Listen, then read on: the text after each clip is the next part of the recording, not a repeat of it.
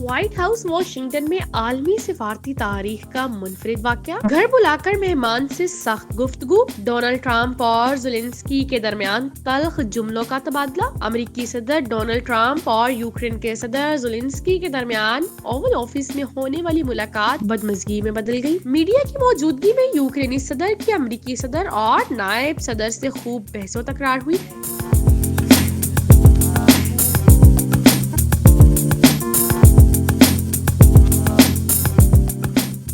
امریکی صدر Donald Trump اور نائب صدر جے ڈی وینس نے یوکرین کے صدر سے سخت لہجے میں بات چیت کی، جس کی ویڈیو سوشل میڈیا پر توجہ کا مرکز بن گئی ہے۔ ڈونلڈ ٹرمپ نے یوکرینی صدر کو مخاطب کرتے ہوئے کہا کہ تم تیسری جنگ عظیم کے لیے جوا کھیل رہے ہو اور دنیا کو تباہی کی طرف دھکیلنے کی کوشش میں ہو، تمہاری وجہ سے جنگ بندی معاہدہ نہیں ہو رہی۔ امریکی صدر نے روس کے خلاف بات کرنے پر یوکرینی صدر کو ڈانٹ پلا دی اور کہا تمہارے ہاتھ میں کچھ نہیں، تمہارے پتے ختم ہو چکے ہیں۔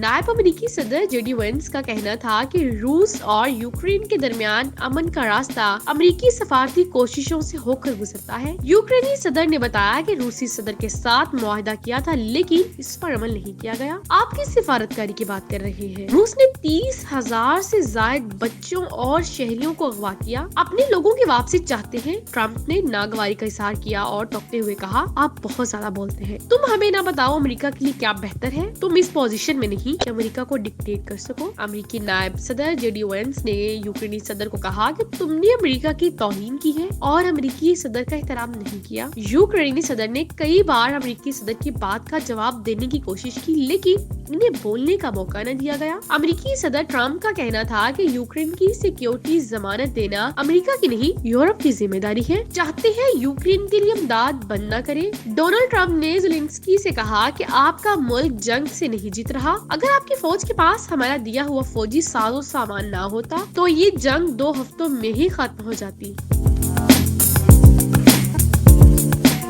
ملاقات تلخی میں بدلنے پر امریکہ اور یوکرین کی صدور کی مشترکہ پریس کانفرنس اور مدنی ڈیل پر دستخط کی تقریب بھی منسوخ کر دی گئی۔ ملاقات کے بعد زیلنسکی کو ڈانٹ ڈپٹ کر وائٹ ہاؤس سے روانہ کر دیا گیا۔ یوکرینی صدر نے ڈونلڈ ٹرمپ سے تلخ کلامی پر معافی مانگنے سے انکار کرتے ہوئے کہا کہ اگر ممکن ہو بھی جائے تو وہ وائٹ ہاؤس واپس نہیں جائیں گے، جبکہ ڈونلڈ ٹرمپ کا کہنا تھا یوکرینی صدر نے وائٹ ہاؤس میں ملاقات کے دوران اپنی حیثیت سے بڑھ کر بات کی۔ زیلنسکی آمنے کے لیے تیار نہیں۔ وائٹ ہاؤس میں تلخ جملوں کے تبادلے پر روس کی قومی سلامتی کی ڈپٹی چیئرمین نے رد عمل دیتے ہوئے کہا کہ زیلنسکی کو وائٹ ہاؤس میں تمانچہ دار تھپڑ ریسیو کیا گیا۔ روسی وزارت خارجہ کا کہنا تھا کہ ڈونلڈ ٹرمپ اور جے ڈی وینس نے جس تحمل کا مظاہرہ کیا وہ قابل تعریف ہے۔